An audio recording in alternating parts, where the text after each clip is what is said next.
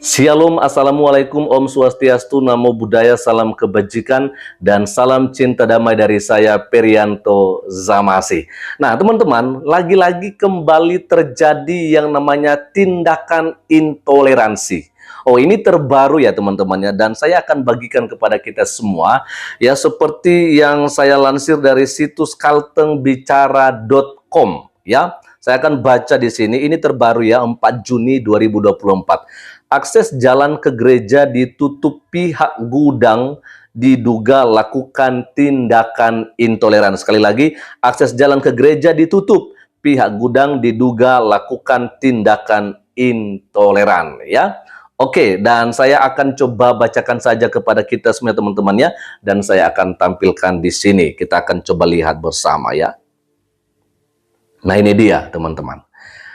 Akses jalan menuju gereja GBIS Kasih Karunia Jalan Keminting, Palangkaraya ditutup oleh pihak pemilik gudang yang berdekatan dengan gereja tersebut. Belum diketahui motifnya, pihak gudang yang berdekatan dengan gereja tersebut lalu menutup akses jalan menuju tempat ibadah tersebut tanpa adanya koordinasi ataupun pemberitahuan, ya. Menurut keterangan saksi yaitu S yang tinggal di pastori gereja tersebut mengatakan pihak karyawan gudang yang berdekatan dengan gereja tersebut tiba-tiba datang lalu memasang palang seng menutup akses jalan menuju gereja tersebut. Nah, ini dia pernyataannya, saya baru datang tiba-tiba akses menuju ke dalam gereja tersebut sudah ditutup oleh gudang yang kebetulan posisinya agak depan ini dan berdempetan dengan gereja ini. Nggak tahu apa alasannya, tiba-tiba langsung ditutup pagar seng pas saya baru sampai, ungkap S yang tidak mau disebut nama lengkapnya, ya. Lalu berikutnya, Rosmauli selaku pendeta di gereja tersebut saat dihubungi via telepon mengatakan bahwa ia akan diskusikan terlebih dahulu kepada pihak keluarga ahli waris maupun pengurus gereja apakah mereka akan melakukan langkah-langkah hukum selanjutnya. Nah, ini dia pernyataannya yang kita akan baca. Nanti kita diskusikan terlebih dahulu ya, sambil kita berdoa juga semoga Tuhan membukakan jalan keluar, ucapnya. Ya, diketahui bahwa dalam video yang beredar yang direkam oleh DO mengatakan bahwa gereja tersebut telah lama berdiri sebelum gudang di samping tersebut berdiri tuturnya. Namun hingga berita ini terbit, untuk keterangan terkait permasalahan gereja dan pihak gudang belum diketahui lebih jelas. Nah, itu dia teman-teman ya, lagi-lagi terjadi yang namanya tindakan intoleransi, ya kan? Kalau beberapa waktu yang lalu kita tentunya sudah tahu bersama kalau MUI mengeluarkan fatwa terbaru, ya, yaitu bahwa mengharamkan ya untuk mengucapkan salam di luar ucapan salam Assalamualaikum warahmatullahi wabarakatuh. Ya, karena kita ketahui bersama teman-teman, kalau misalnya kita ada acara besar-besaran begitu, dan tentunya yang hadir di situ bukan hanya saudara kita umat muslim, tapi ada dari berbagai agama, ada yang dari Kristen, Hindu, Konghucu, Buddha, dan sebagainya, sehingga ketika ada yang mau menyampaikan pidato atau sambutan, maka terlebih dahulu mereka biasanya mengucapkan salam lintas agama, yaitu seperti yang saya sampaikan di awal tadi, ya, Assalamualaikum warahmatullahi wabarakatuh, Shalom, Om Swastiastu, Namo Buddhaya, salam kebajikan. Dan MUI sudah mengharamkan ya untuk mengucapkan salam tersebut. Ya, bagi MUI bahwa setiap muslim hanya bisa mengucapkan Assalamualaikum warahmatullahi wabarakatuh. Nah, kenapa saya menyampaikan atau mencoba melihat hal ini teman-teman? Ya, karena memang kita nggak boleh memungkiri ya bahwa seringkali terjadi yang namanya intoleransi di negara kita. Dan saya pikir ketika salam yang hanya diperbolehkan itu Assalamualaikum warahmatullahi wabarakatuh, maka ini juga bisa menjadi pemecah belah bangsa gitu loh. Karena kenapa? Karena saya sudah sampaikan ya di dalam video saya tadi malam kalau saya nggak salah, bagaimana coba kalau misalnya ada sebuah sekolah negeri yang tentunya di sana guru dan muridnya bukan hanya dari yang muslim aja. Lalu bagaimana seorang guru dan seorang murid untuk mengucapkan salam? Apakah dia hanya mengucapkan Assalamualaikum, padahal di situ ada juga yang Kristen? Tentunya kan ini yang akhirnya membuat pemisah antara guru yang beragama Muslim dengan guru yang non Muslim begitu. Jadi saya pikir inilah sebenarnya yang kita harus hindari, seharusnya begitu. Nah, betul sekali teman-teman ya. Dan akhirnya kemarin Selasa terjadi, atau maksud saya diterbitkanlah sebuah berita dari kaltengbicara.com ini, bahwa ada satu gereja yang akhirnya akses untuk boleh sampai di gereja tersebut ditutup oleh pemilik gudang yang berdekatan di lokasi gereja tersebut, ya kan? Disampaikan seperti apa yang kita baca tadi teman-teman ya, bahwa ketika itu jalur atau akses untuk melewati maksud saya untuk menuju ke gereja itu ditutup ya, dikatakan bahwa tidak ada koordinasi atau konfirmasi yang dilakukan oleh si pemilik gudang terlebih dahulu. Nah, akhirnya dia melakukan yang namanya penutupan akses jalan itu dengan sewenang-wenangnya gitu loh. Artinya nggak ada pemberitahuan terlebih dahulu kalau memang akses itu mau ditutup seperti begitu. Lalu kemudian dikatakan juga bahwa sebenarnya ya keberadaan gereja itu sudah duluan ada ya sebelum adanya itu gudang di sana.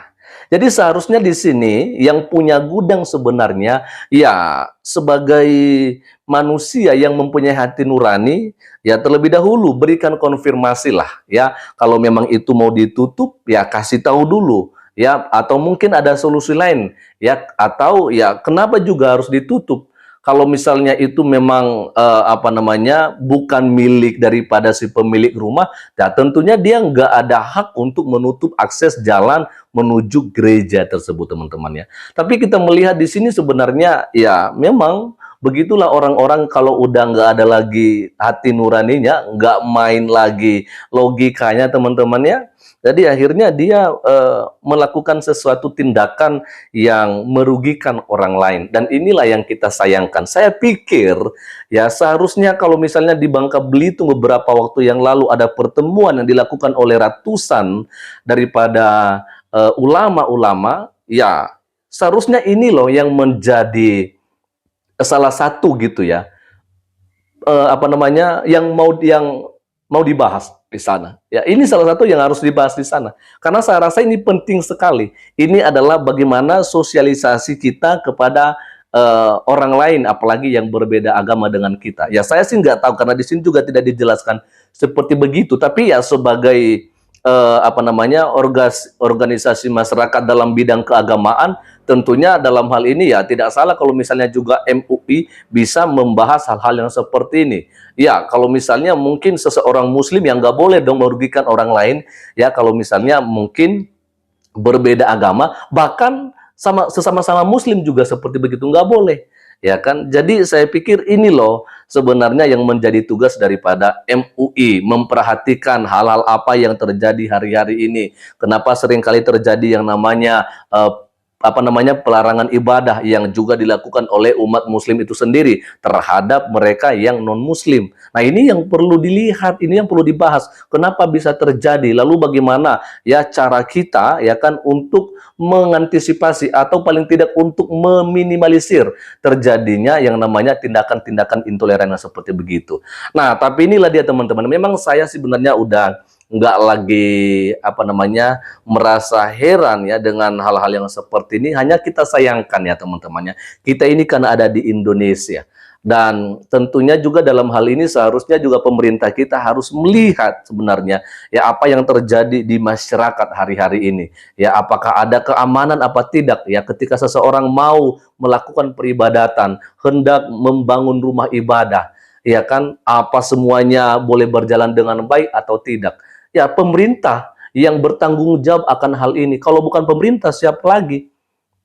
Iya kan? Karena yang menjamin ya seseorang itu ya setiap individu itu untuk beribadah sesuai dengan keyakinan agamanya itu adalah Undang-Undang Dasar 1945 gitu loh.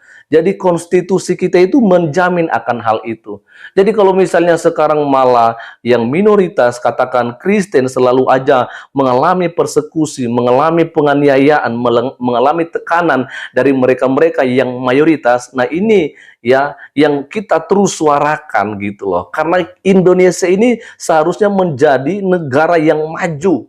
Ya, makanya ya kita harus cerdas dalam hal ini. Ya harus ada yang namanya toleransi. Kita cinta damai. Kalau kita mengaku agama kita agama cinta damai, tetapi kelakuan dan perbuatan kita tidak mencerminkan bagaimana seseorang yang mencintai yang namanya kedamaian, maka semuanya bohong gitu loh.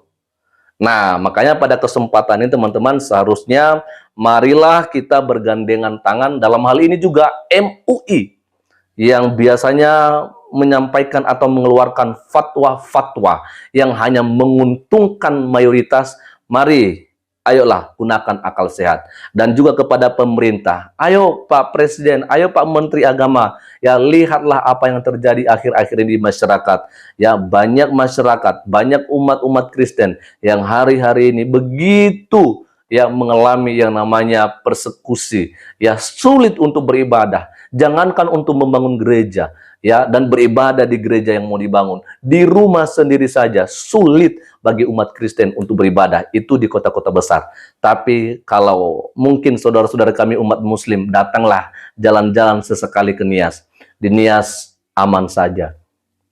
Ya bahkan ada satu kampung ya yang dimana masjid dan gerejanya itu berseberangan gitulah ya, ada gereja di sebelah kiri lalu di sebelah kanan ada masjid dan tidak ada yang menjadi masalah di sana. Yang menjadi pertanyaannya, kenapa sih ya di kota-kota besar kayak di Jakarta, Bekasi, Tangerang dan sebagainya itu seringkali terjadi tindakan intoleransi?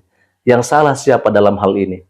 Tentunya mari kita mengoreksi diri ya masing-masing sehingga tentunya apa yang kita lakukan adalah yang berkenan di hadapan sesama kita manusia dan terlebih menjadi ya kemuliaan bagi Tuhan kita di surga. Nah, itu aja teman-teman yang bisa saya bagikan kepada kita semua pada kesempatan siang hari ini dan Tuhan memberkati kita semua. Shalom. Assalamualaikum, Om Swastiastu, Namo Buddhaya, salam kebajikan dan salam cinta damai dari saya Perianto Zamasi dan salam Indonesia cerdas.